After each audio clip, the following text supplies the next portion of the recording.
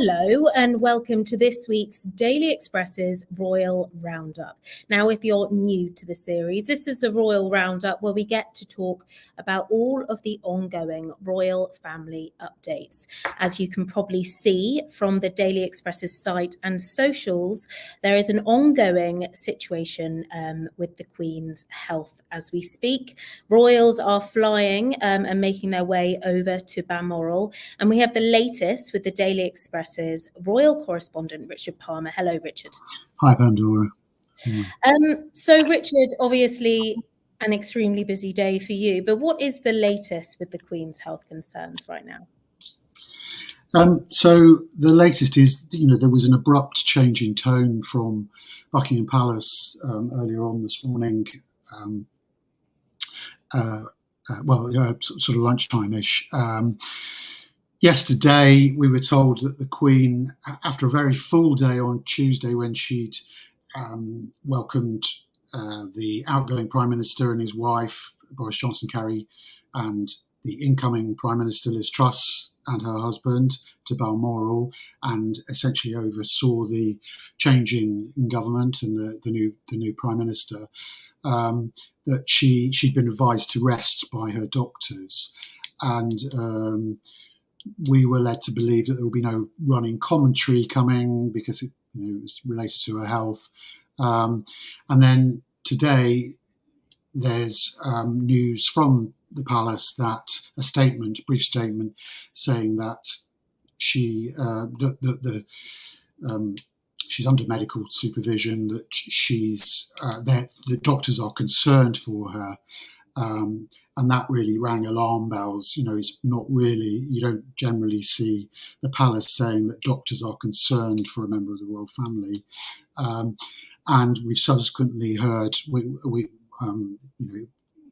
heard at that time from some sources that members of the family had been informed, and then subsequently the various royal households have let it be known that the Queen's children have made their way or are making their way to Balmoral.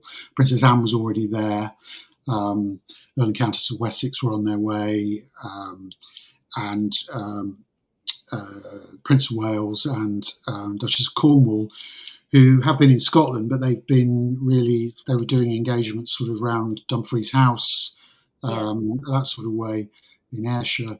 They've made their way back to Balmoral, and also the Duke of Cambridge has headed up from Windsor, Scotland. Duchess of Cambridge has stayed behind in Windsor because it's her children's first full day at school.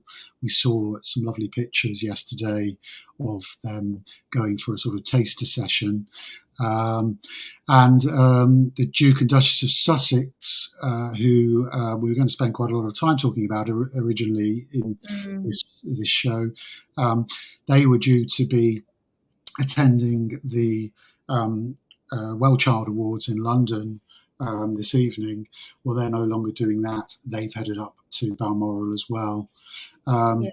So all in all, it's not looking good at all. It's obviously a very serious situation, and throughout most of this summer, sources have been saying that there has been no sort of real material change in the Queen's health. She clearly lost a lot of weight last summer when she was at Balmoral, and I know that's in the months later afterwards, quite a few people working for the royal household have said that they were quite shocked by how much weight she'd lost. That's never really been explained. What we do know is that the Queen has had mobility problems, but it's possible that isn't the only thing that's necessarily wrong with her. And as you said, it's very unusual for the palace to be speaking quite openly and publicly about her health. Yes, I think the severity of the situation became apparent in Parliament earlier on when various, the Prime Minister, Leader of the Opposition, various people were in the chamber and they were starting to receive notes, and Right. political reporters were saying, you could see from their faces that there was something serious going on. We're also getting a lot of rumours coming out of Westminster, and I suppose it's inevitable in a situation like this that's going to happen. And so, I was told, for example, as I think other royal correspondents were, that in Westminster people were saying there was an announcement coming at 3 p.m. Well, there was no announcement at 3 p.m. other than royal sources saying, if there's been any update, we'll let you know. Mm-hmm. So that's really about as much as you can say with any certainty at the moment. But I mean, you've made clear that most of the royal family, if not all, are on their way, or if not, have already made it to Balmoral. Yes, and you have to say that they wouldn't be doing that if they thought, if they didn't think this is a serious health situation here.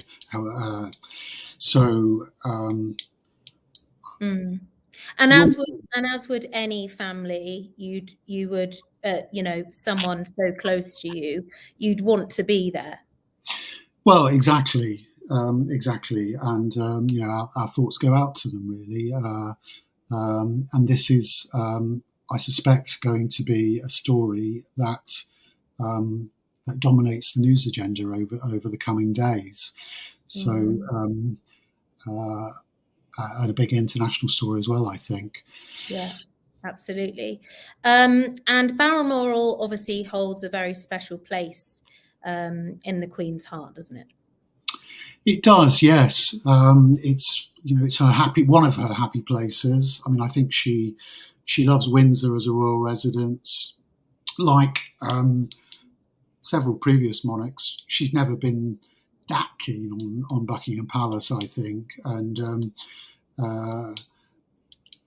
certainly 2015, when we first heard about building work going on at the £369 million refurbishment of Buckingham Palace, there was a story put out by some royal sources at the time that the Queen might have to move out of Buckingham Palace, but they subsequently retracted that because people said, we'll never get her back in there. And sure enough, during this pandemic, she'd moved out, based herself at Windsor, and it's really looked as if that's, Windsor is her sort of favoured, the centre of the court really now. But at this time of year, she loves to go up to Balmoral. She's been up there since July. Stayed a couple of weeks in a house on the estate while the tourists were still visiting the castle, and then it was being readied for her. And I think she's had a happy time up there with members of the family and others visiting, and she's been photographed out having picnics. She's been photographed actually been spotted out walking the dogs. I mean, these pictures haven't appeared certainly in the UK as far as I'm aware, but she's been out walking the dogs, even though there's been concern about her mobility issues, which we are told are episodic. But after that, the exertions of what the palace described as a full day on Tuesday. Yes. Don't forget, in addition to sort of 2 half an hour, 40-minute sessions with the incoming and outgoing prime ministers and their spouses, there was all the preparation for that. There'll be internal meetings. Everything is choreographed. People would be saying, "This is where you stand, Your Majesty. This is where the prime minister will come in, and then we'll discuss this, and then we will do that." And although she's had a lifetime of getting used to doing all of that, that's quite a lot for a 96-year-old lady. Yeah. On top of that, she had a meeting with her outgoing communications secretary, Donald McCabe, and gave him a gong, made him a lieutenant of the Royal Victorian Order, which I believe was a surprise for him. And so on top of that, every day, apart from Easter Sunday and Christmas Day, she spends time going through her government papers. Yeah, and she's, she's 96, isn't she? I mean, I think people do forget, she's in her 90s. Yes. There she is, a couple of days ago. We can see she's obviously got a walking stick or a mobility aid there Yes. with her. But that was only her a couple of days ago, wasn't it, Richard? Yes, exactly, and it's a fantastic picture, and she looks on great form there. I mean, she does look frail, you have to say that, but the tone has really changed today, and so obviously one fears the worst, but I mean, what's going to happen. Lots of comments coming through. She's got a lot of love in this country and worldwide as the monarch. But Paul is asking, is Prince Harry there? So what's the latest on that, Richard? Well, I obviously I'm not at Balmoral, so I haven't seen the comings and goings. He and Meghan were on their way there, but I don't know yet if they've arrived. Right. So. The picture is one of an ailing monarch with her family gathered around her. Mm. Yeah, I mean, people are very, very supportive of the Queen. She's been good to manage to see the old PM in and the new one out. I mean, lots has changed over politics, and as you said, Richard, in the past, she's always been very, very keen on knowing what's happening and everything within the political world, hasn't she? Yes, I mean, I wonder whether she really needs to spend so long on those red boxes every day, but she's seen it as her duty, and politicians always often speak about how well briefed, how well up she is on the various issues they're dealing with, and also actually the gossip, the Westminster gossip. She seems to love all of that as well. Mm. So we wait to see what happens. Further information. I mean, at the moment, there are rumours swirling around. As I say, there were rumours swirling around about a 3:00 announcement that didn't materialise. I can't say for certainty that there is definitely going to be an update from the palace today, but I'd be surprised if there wasn't some sort of update on her health a bit later on. And they will be very aware of all the messages which are going out to the public, won't they? They'll be well aware of what that people might perceive from those messages, and this will be something that they probably would have spoken about with the Queen herself. Yes, I'm sure. I'm sure. Sure, messages are passed, and they'll be well aware of how well she's loved, or how much she's loved all around the world. Well, quite. You just always have to remember that for most of the world's population, they've only ever known this woman on the throne of not only the United Kingdom, but so many other countries as well, 14 other overseas realms as things stand. And when she is gone, it will be a huge shock to the world, no matter how long people have got used to the idea of it, and it will have major ramifications, I think, because she is a fantastic she's a fantastic stateswoman. She's lucky in that she hasn't had to make the difficult decisions that politicians have to make, but she has met all of them. She's met all of the great statesmen and stateswomen around the world, really, and she's been privy to many of their inner thoughts, and certainly those of her UK, Australian, Canadian, and other overseas realms prime ministers. So she has seen it all, really.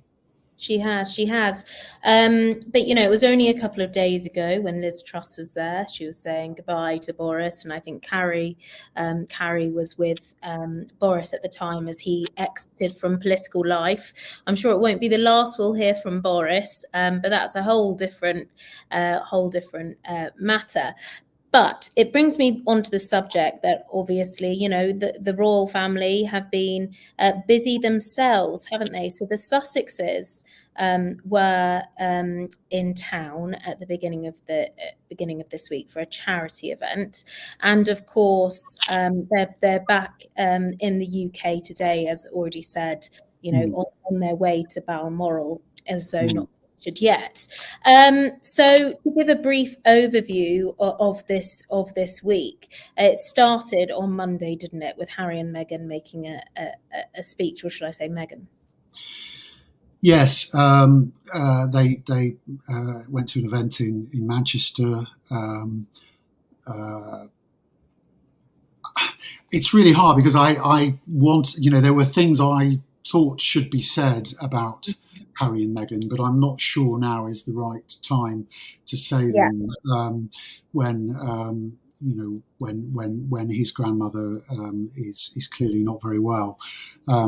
So what can you say? Well, yes, they went to an event with lots of young people in Manchester. They were greeted. That they were welcomed and cheered by many of the people there. There was some booing. I think there was some louder booing for the people who booed. Meghan gave a speech, mentioned herself 54 times, and they then went on to Germany. Went on a German taxpayer-funded plane to Dusseldorf to look at the sites for the Invictus Games next year. Again, were welcomed by many people, many fans who turned out to see them there. They were back in the UK. They were back in Windsor, as far as we know, yesterday, staying at Frogmore Cottage, about 700 yards away from the Cambridges in their new home across the royal estate at Adelaide Cottage. But as far as we know, there was no contact between the two of them, and both sides really briefing that, both camps really briefing that there was no intention for the two branches of the family to speak because the rift is still very raw. Now, whether the situation up in Balmoral will change things, who knows? It might bring them closer together. But I mean, what we do know is that Prince William is obviously en route. If I'm right in thinking, with Prince Charles, and we do know that Prince Harry is also en route too. So it's they're all up there, yes. So that they will have to have had seen each other, if not already, so far. Yes, yeah, and as far as we know, there were no plans for Charles and Camilla to see Harry and Meghan either until the developments today. So this, perhaps this will bring the family together. But one thing that we've been hearing today, Richard, is the fact that Kate, the Duchess of Cambridge, is obviously, it's a big week for their part of the family, with a new school and everything. So the children will be at school whilst all this news is, developing and carrying on. So am I right in thinking that she and the children will still be in Windsor at present? Yes, that's right. Yes, Kate, the Duchess of Cambridge, decided to stay at Windsor because it was the children's first day. So I imagine she'll be picking them up from school later on, and might have even done it now. I don't know. And it's 5 to 4. Yes. So that does sound about right for a pickup time for yeah. And they felt that the Cambridges felt it was important that she was there for their children on their first full day at a new school, and indeed Louis's first full day full-time education. So there were some very sweet pictures yesterday. I thought they looked a little bit apprehensive, the children, but actually mostly happy and confident, and those aren't pictures of them on their way to school yesterday. Louis was on his best behaviour, and they all said they were excited about starting at school. I think William talked about the gang all here, and he said that the children had got lots of questions they wanted to ask. That was a lovely moment, and of course that filled acres of newsprint this morning. Yeah. I think that was a picture from lockdown, clapping outside their house. So it's been a big week for them, just from new home for them. And do we know if they're settling in well, Richard? As far as I understand it, they are. Yeah. It's a bit downscaling a bit. Only a 4-bedroom house compared to a 21-room apartment or a 10-bedroom mansion. Their other properties, but yes, as far as I understand it, they're settling in well. Now, if this ongoing situation with the Queen's health develops, what can the public expect? Do we expect more updates from Buckingham Palace, or is it just very much sort of the short statement this morning, and as and when we'll hear more? Yeah, I think the palace will only update if there's a significant development. I think that's generally the way they operate. And certainly the message I've been getting is, we'll update the public when there is something new to say, and there isn't currently. And that's as we speak, that is a live stream, as you can see, journalists all setting up. Obviously that is not Balmoral. No, but Buckingham Palace, is likely to play a big role in things going forward if the worst happens. So. And the flag. I'm glad about speculating about this because it feels wrong to because we don't. All we know is that it doesn't look good. But no. Well, as we hear more, obviously we will bring it to you. But Richard, it's not only the Sussexes have been on the move; the Cambridges have, or their children have started a new school. So it brings me on to the question: what have Charles and Camilla been up to? Well, they've been up in. They've been up at Burke Hall for most of the last few weeks, and they've been, as far as we understand it, Charles has been visiting his mother every day, which doesn't always happen. They've been doing a few engagements actually. Charles had a busy day yesterday. Camilla did have something on today, which she's obviously not done because of this, and she had something planned for tomorrow in Scotland that I think is unlikely to be going ahead now. Charles was at a meeting yesterday which was about allergies and how that's the serious health effects that can happen, and was speaking to the parents of somebody who died eating the wrong sort of thing at Pret-a-Manger. Oh gosh, yes, that story. Yeah. It was quite a powerful story, which unfortunately came in late last night, so didn't get much in the papers this morning, because there was this update on the Queen's health and the Cambridges at school or whatever. Charles has been doing a fair bit while he's been up in Scotland, as he always does. We've got the Cambridges due to be making their first public engagement in Berkshire next Tuesday. They're supposed to be, as things stand, going to a charity in Slough, about 3.5 miles away from where they now live, to talk about the work of this charity, which was set up in the aftermath of gang violence between different Asian communities, between Hindus, Sikhs, and Muslims in Slough, and there were gangs coming across from Southall in West London, I think, and a lot of work's been done in those communities supporting young people. So that, as it stands, is the plan, but things may change. Things may change. And obviously they have moved, and they've chosen to go speak at this charity quite close by. Do you think that's because, you know, they're very well aware of, you know, the I can imagine the press activity and stuff around that area, and it's their way of engaging with the local community?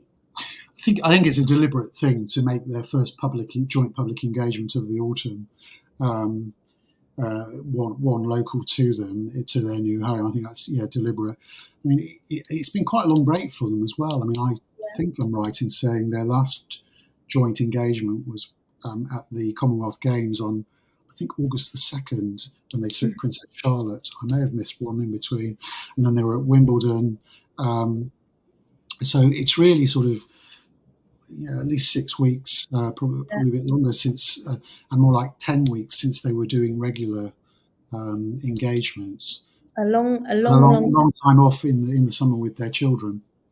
Yes, and as we said before, obviously they're very fortunate to have all this time off to spend with their families, whilst lots of hardworking families across the UK right now, you know, working second jobs and whatnot. In terms of Prince Charles, you have said that he has been visiting his mother on what you think, you know, is a daily basis. You've obviously said Prince Anne is there at the moment.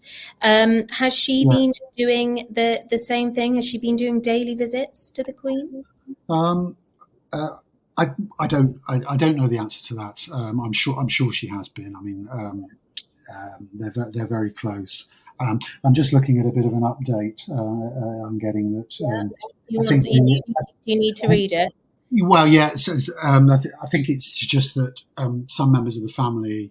I think the BBC is reporting that a plane is due to land at Aberdeen Airport in the next few minutes, carrying members of the royal family,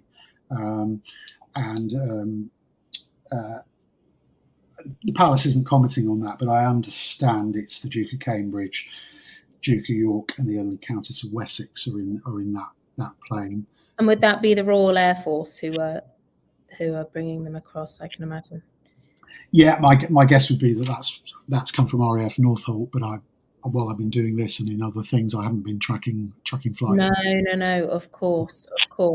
Well, as we said, it is an ongoing situation. Val just said Princess Anne has always been a great support to her mother. Yeah. They have a great daughter-mother relationship. It's true, she's extremely popular, not just with the wider public, as we can see from the comments today, Richard, but obviously as a family, it's all very close knit, isn't it? It is.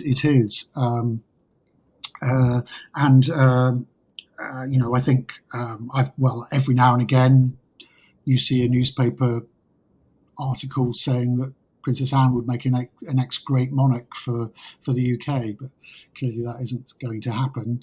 But it's amazing how she's turned things around, because in the 70s she was the bête noire. You know, the royal family is always a bit of a soap opera for Brits, and they've all had their times when they were the ones that people thought weren't behaving very well, but she has earned a reputation for many years now for being very hardworking, and I suppose being sort of slightly more old-fashioned in her attitude towards royal duties. So she's more of the sort of ribbon-cutting type of royal, whereas the Cambridges have moved away from that and are much more about campaigning on issues. Although, of course, Anne has, as president of Save the Children and other patronages, has done an awful lot to help in Third World and other places. Yeah. Indeed. Okay, then, Richard. Well, you're very busy. As you can see, we're getting developments as we're on the Royal Roundup, so we will have to leave you to it. But as you've already said, Richard, our thoughts are with the Queen and the royal family today. And of course, we'll try and keep you updated as much as we can. You can follow Richard on Twitter at Royal Reporter for all the latest updates that he gets through. And of course, on the Daily Express socials, where you can catch the Royal Roundup weekly. Thank you, Richard, for coming on.